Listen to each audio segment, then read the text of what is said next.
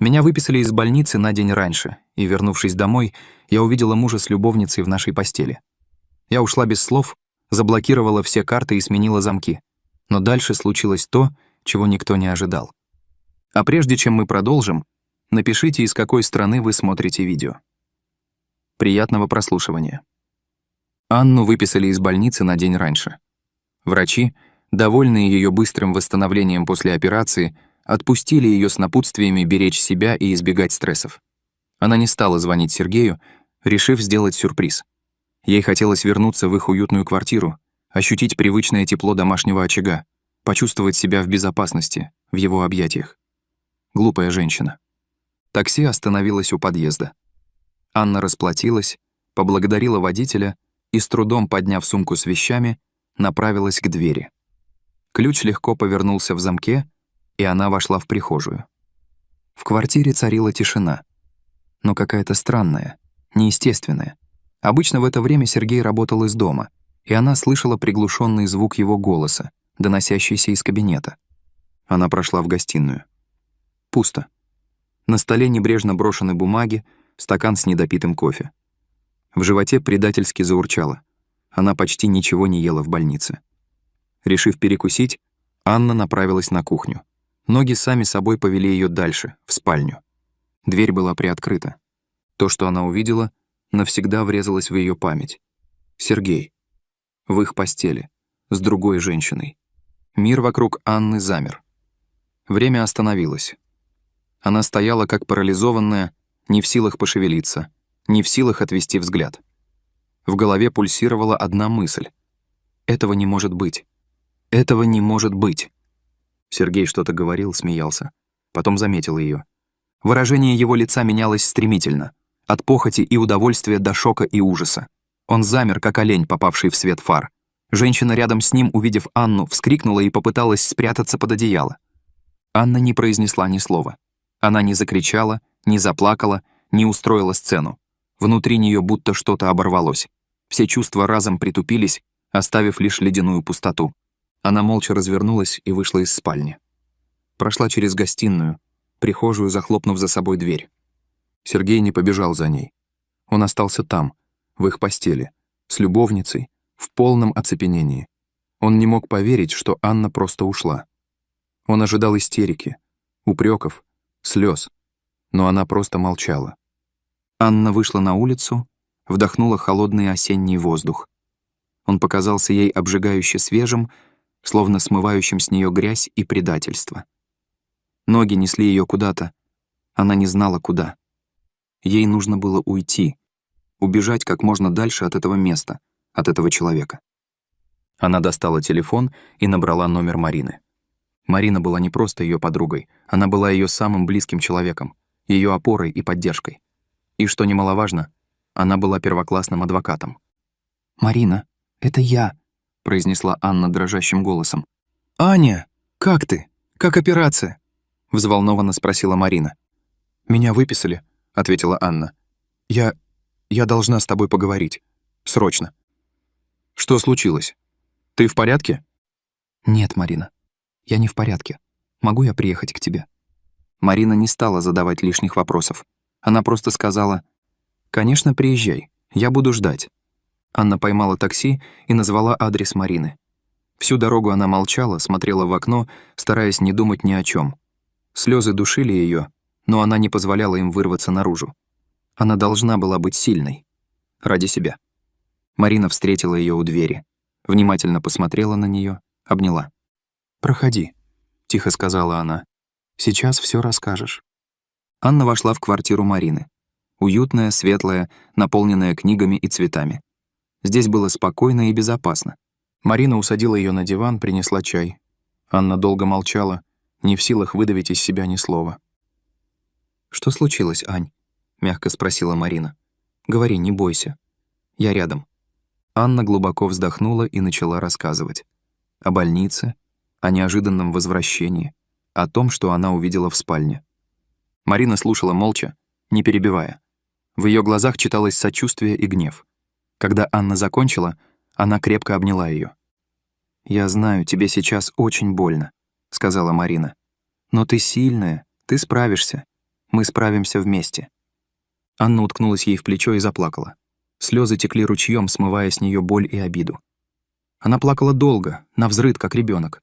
Марина молча гладила ее по спине, давая ей выплакаться. Когда Анна немного успокоилась, Марина спросила: «Что ты собираешься делать?» Анна подняла на нее заплаканные глаза. «Я не знаю», — прошептала она. «Я просто хочу, чтобы это все закончилось». «Закончится», — уверенно сказала Марина. «Но ты должна действовать. Ты не можешь просто сидеть и ждать, пока он разрушит твою жизнь». «Но что я могу сделать?» «Многое», — ответила Марина. «Прежде всего, ты должна защитить себя и свое имущество. Квартира оформлена на тебя?» «Да», — кивнула Анна. «Ипотека почти выплачена». «Хорошо. Завтра же утром я займусь этим вопросом. Мы заблокируем все его доступы к твоим счетам, сменим замки в квартире. Ты больше не должна чувствовать себя там в опасности». Анна посмотрела на Марину с благодарностью. «Спасибо», — прошептала она. «Я не знаю, что бы я без тебя делала». «Не говори глупостей», — ответила Марина. «Мы подруги. Мы всегда будем рядом. А теперь ложись спать. Тебе нужно отдохнуть. Завтра будет новый день». Анна легла в гостевой комнате. Но уснуть она не могла. В голове крутились обрывки воспоминаний, картины предательства. Она пыталась понять, как Сергей мог так с ней поступить. Как он мог предать ее любовь, их брак, их совместное будущее. Она вспомнила его слова, его обещания. Все это было ложью. Циничной, расчетливой ложью. Но больше всего ее мучил вопрос: почему? Почему он это сделал? Анна не знала ответа. Но она знала одно: она больше не позволит ему себя использовать. Утро началось с холодной решимости. Анна проснулась в гостевой комнате Марины, чувствуя себя так, словно пережила не болезнь, а войну. Вчерашний шок отрезвил ее, оставив взамен ледяную ясность. Она больше не жертва, она игрок, и правила игры теперь устанавливает она. Первым делом, еще до завтрака, Анна набрала номер банка. Голос оператора звучал привычно приветливо, но для Анны сейчас это была линия фронта. «Здравствуйте. Я хотела бы заблокировать все мои карты и отключить доступ к онлайн-банкингу для моего мужа, Сергея». Ее голос был ровным, профессиональным, словно она обсуждала условия сложной сделки. Ни намека на вчерашнюю боль, ни тени сомнения. Только четкость поставленной задачи. Оператор задавал стандартные вопросы для идентификации, и Анна отвечала на них машинально, пока в голове прокручивался план дальнейших действий. Она знала, что Сергей будет в ярости, когда обнаружит пропажу доступа к деньгам. Но это был необходимый шаг. Ему больше не удастся использовать ее ресурсы против нее самой. Закончив с банком, Анна глубоко вздохнула. Один пункт выполнен. Теперь квартира. Символ стабильности, который Сергей так бесцеремонно осквернил.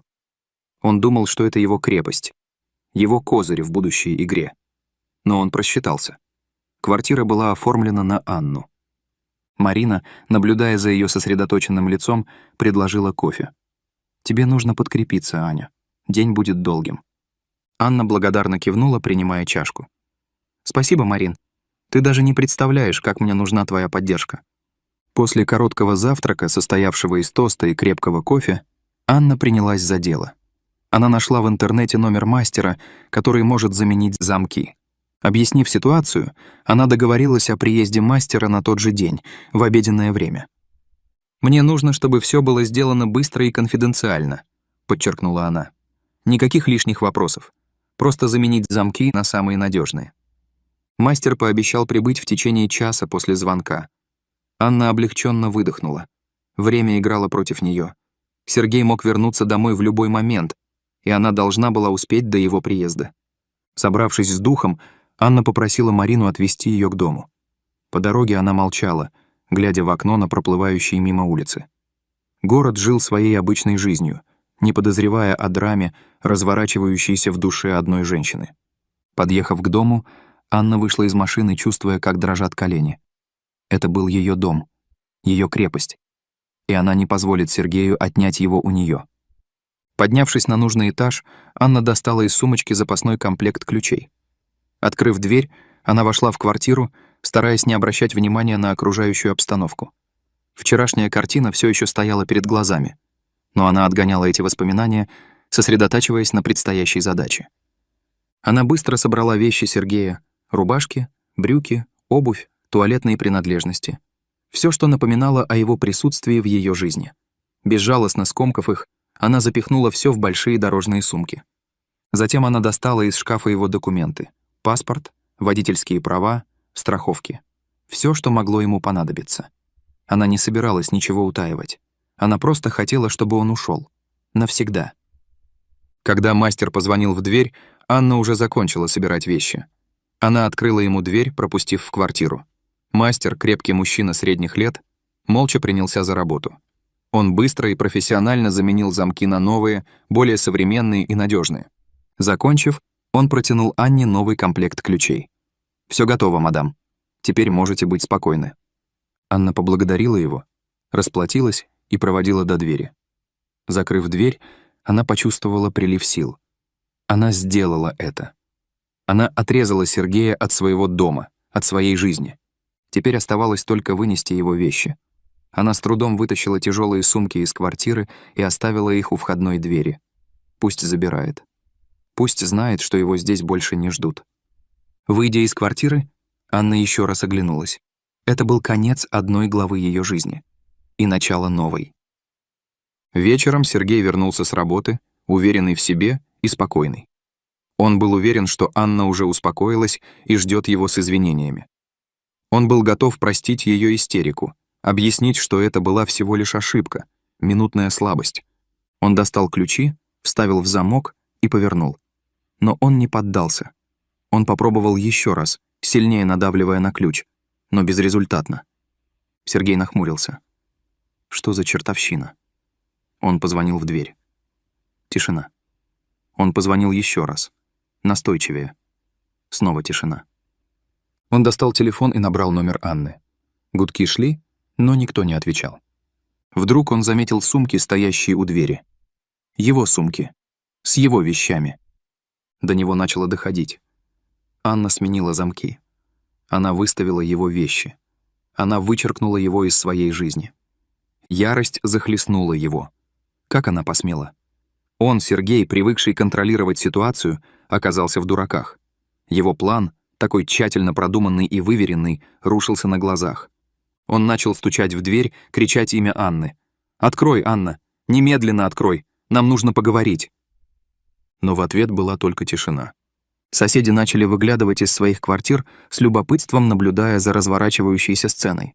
Сергей, обычно такой обаятельный и учтивый, сейчас был похож на разъяренного зверя. Он продолжал стучать и кричать, пока не понял, что это бесполезно. Анна не откроет. Она не станет его слушать. Впервые за долгое время Сергей почувствовал страх. Он потерял контроль над ситуацией. Он потерял Анну. И, возможно, он потерял все. Он сел на корточки у двери, обхватив голову руками. Его тщательно выстроенный мир рухнул в одночасье. И виной тому была женщина, которую он считал слабой и предсказуемой. В этот момент он понял, что проиграл. И проиграл женщине, которая выбрала молчание оружием. Через общих знакомых Анне стало известно, что Сергей консультировался с юристом еще до ее операции. Эта новость, словно удар под дых, заставила ее замереть на мгновение, но быстро сменилась ледяным спокойствием. Сергей, оказывается, планировал развод, но не сейчас, а после того, как она выплатит большую часть ипотеки за квартиру. Его расчет был прост и циничен. Дождаться, пока ее деньги вложатся в общее жилье, а затем, на основании закона, претендовать на половину. Марина, сидя напротив Анны в своем кабинете, внимательно слушала ее рассказ. Вечерние сумерки проникали сквозь большие окна, окрашивая лица обеих женщин в мягкий тревожный свет. «Он врал тебе в глаза, Ань?» — спросила Марина, откладывая ручку в сторону. Анна кивнула, ее взгляд был устремлен в никуда. Говорил, что любит, что у нас все хорошо, а сам консультировался, как меня обобрать. И Лене своей наверняка пел песни о скором разводе, добавила Марина, и в ее голосе слышалось искреннее сочувствие. «Да», — вздохнула Анна. «Общие знакомые слышали. Говорил, что с женою почти все решено, осталось только формальности уладить». Марина покачала головой. «Какая мерзость. Знаешь, Ань, я всегда подозревала, что в нем что-то не так. Слишком гладкий, слишком уверенный в себе. Но чтобы настолько... Анна замолчала, перебирая в памяти последние годы их совместной жизни. Вроде бы все было как у всех. Работа, дом, планы на будущее. Но теперь, когда завеса лжи спала, она видела, как тщательно Сергей выстраивал свою игру. Каждый комплимент, каждое проявление заботы, каждое обещание — все было частью его плана. «Он хотел уйти красиво, с выгодой», — произнесла Анна, и в ее голосе прозвучала горечь. «Думал, что я буду плакать, умолять его остаться, а он великодушно согласится на раздел имущества в его пользу». «Но ты его опередила?» — улыбнулась Марина. «Показала, кто здесь настоящий стратег».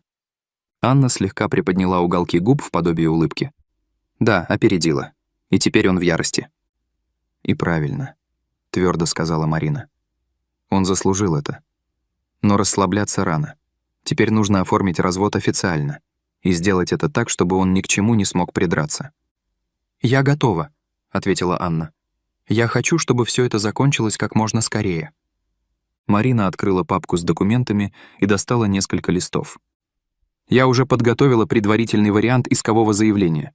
Посмотри, все ли верно. Тут указаны все твои требования. Расторжение брака, раздел имущества, алименты». Анна внимательно изучила документы. Все было четко, лаконично и профессионально.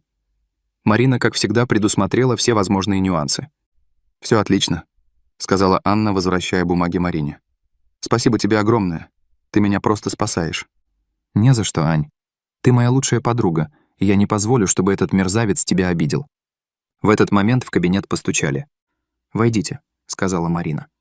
В дверях появилась ее помощница, молодая девушка с кипой бумаг в руках. «Марина Сергеевна, нужно срочно подписать вот эти документы по делу Петрова». «Хорошо, сейчас посмотрю», — ответила Марина. «А ты, Ань, пока можешь отдохнуть, выпить чаю. Я скоро освобожусь». Анна встала и прошла к небольшому столику, где стоял чайник и несколько чашек. Она налила себе чаю и села в кресло у окна. В голове крутились мысли о Сергее, о его предательстве, о том, как он ее обманывал. Но теперь, когда она знала правду, она чувствовала не только боль, но и злость. Злость на себя за то, что была такой наивной, за то, что так слепо доверяла ему. Но эта злость придавала ей сил. Она больше не собиралась быть жертвой. Она собиралась бороться за свою жизнь, за свое будущее. И она выиграет эту борьбу. Марина закончила с документами и вернулась к Анне. «Итак, Ань», — сказала она, садясь напротив, — «что мы делаем дальше?» «Дальше? Развод», — твердо ответила Анна. «И я хочу, чтобы все прошло максимально быстро и безболезненно». «Это возможно», — кивнула Марина. «Если Сергей не будет упираться. Но, зная его характер, он наверняка попытается что-нибудь выторговать». «Пусть попытается», — усмехнулась Анна. «У него ничего не выйдет». «Вот это правильный настрой», — сказала Марина. «Тогда я начинаю готовить все необходимые документы. Завтра же подадим иск в суд». «Хорошо», — ответила Анна. «Я полностью тебе доверяю». Марина улыбнулась. «Я не подведу». Они еще долго обсуждали детали развода, возможные сценарии и варианты действий. Анна чувствовала себя увереннее, зная, что рядом с ней есть такой надежный друг и профессионал. На следующий день Марина подала иск о разводе в суд. Сергей, получив повестку, пришел в ярость. Он позвонил Анне, но она не ответила. Он писал ей сообщения, умолял о встрече, но она игнорировала его. Сергей пытался играть роль раскаявшегося мужа, забрасывал Анну сообщениями, полными напускного сожаления и мольбами о встрече. Он умолял дать шанс все обсудить, вернуться к разговору. Написывал о том, как ему плохо без нее, как он ошибся, и что Лена, имя любовницы он теперь произносил с явным отвращением, была лишь минутной слабостью, не имеющей никакого значения. Анна читала его сообщения с холодным спокойствием, не испытывая ни злорадства, ни сочувствия. Она просто видела в них очередную попытку манипуляции, очередную тщательно выстроенную схему, направленную на то, чтобы вернуть контроль над ситуацией. Ее молчание было для Сергея самым страшным наказанием. Он привык к ее предсказуемости, к ее готовности идти на компромиссы ради сохранения семьи. Он ожидал истерики, слез, упреков, всего того, с чем он умел справляться, что мог обратить в свою пользу. Но Анна молчала. И это молчание говорило громче любых слов. Марина, видя ее состояние, старалась всячески ее поддерживать. Она оградила Анну от назойливых звонков общих знакомых, которые, узнав о случившемся, наперебой пытались выразить свое сочувствие и выведать подробности. Марина взяла на себя все формальности, связанные с разводом, избавив Анну от необходимости лично контактировать с Сергеем и его адвокатами. «Не трать на него свою энергию», — говорила Марина. «Пусть он варится в собственном соку. Ты должна думать о себе, о своем будущем». И Анна слушала ее. Она чувствовала, как внутри нее медленно, но верно нарастает сила. Боль предательства постепенно уступала место осознанию собственной ценности, пониманию того, что она достойна лучшего. Вскоре до Сергея дошло, что его мольбы и угрозы не имеют никакого эффекта. Анна оставалась непреклонной. Тогда он попытался сменить тактику. Начал давить на жалость, рассказывать о своих проблемах на работе, о финансовых трудностях, вызванных его глупым поступком. Он жаловался на то, что Лена, узнав о его разводе и потере квартиры, бросила его, оставив в полном одиночестве. Но и это не тронуло Анну. Она видела в его страданиях лишь справедливое возмездие за его ложь и лицемерие. Он сам загнал себя в эту яму, и теперь ему предстояло из нее выбираться, без ее помощи. Лена действительно его бросила. Она оказалась не такой уж любящей и преданной, как ему казалось. Узнав о его финансовых проблемах и перспективе судебных тяжб, она предпочла найти себе более выгодную партию. Сергей остался один на один со своими проблемами. Анна тем временем завершила все формальности, связанные с разводом. Квартира, как и предполагалось, осталась полностью в ее собственности. Она приняла решение продать ее. Слишком много боли и негативных воспоминаний было связано с этим местом. Ей хотелось начать жизнь с чистого листа, в новом месте, с новыми людьми. Она сообщила Марине о своем решении. «Ты уверена?» — спросила Марина. «Это же твой дом. Ты так долго его обставляла, делала уютным». «Именно поэтому я хочу от него избавиться», — ответила Анна. «Он больше не мой дом. Он стал символом предательства и лжи. Мне нужно что-то новое, что-то, что будет принадлежать только мне и не будет напоминать о прошлом». Марина поняла ее. Она знала, что Анне необходимо двигаться дальше, чтобы залечить свои раны и обрести душевное равновесие. Продажа квартиры прошла быстро и без проблем. Анна получила хорошую сумму, которая позволила ей начать новую жизнь. Спустя какое-то время в ее жизни появился новый мужчина. Его звали Андрей. Он был добрым, искренним и внимательным. Он не пытался ее контролировать или манипулировать ей. Он просто любил ее такой, какая она есть. Анна долго не решалась открыться ему, боялась повторить прошлые ошибки. Но Андрей был терпелив и настойчив. Он сумел завоевать ее доверие и показать ей, что не все мужчины одинаковы. Она рассказала ему о своем прошлом, о предательстве Сергея и о боли, которую ей пришлось пережить. Андрей выслушал ее с пониманием и сочувствием. Он не осуждал ее и не пытался ее утешить. Он просто был рядом, поддерживал ее и давал ей почувствовать себя в безопасности. Вскоре Анна поняла, что любит Андрея. Она чувствовала себя с ним спокойно и уверенно. Она знала, что может ему доверять, что он никогда ее не предаст. Они поженились через год после знакомства. Свадьба была скромной и тихой, в кругу самых близких друзей и родственников. Анна чувствовала себя по-настоящему счастливой.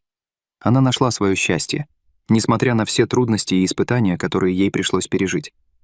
Она осознала, что предательство — это не удар, а возможность заново построить свою жизнь. Это шанс избавиться от всего, что тяготит и мешает двигаться вперед. Это возможность найти себя, обрести свободу и начать все с чистого листа. Анна больше не вспоминала о Сергее. Он стал для нее лишь далеким и неприятным воспоминанием, уроком, который научил ее ценить себя и не позволять никому себя использовать. Она поняла, что молчание может быть самым мощным оружием в борьбе с предательством и ложью. Оно позволяет сохранить достоинство и не тратить энергию на пустые споры и обвинения. Оно дает возможность сосредоточиться на себе и своем будущем, построить новую жизнь, полную любви, счастья и гармонии.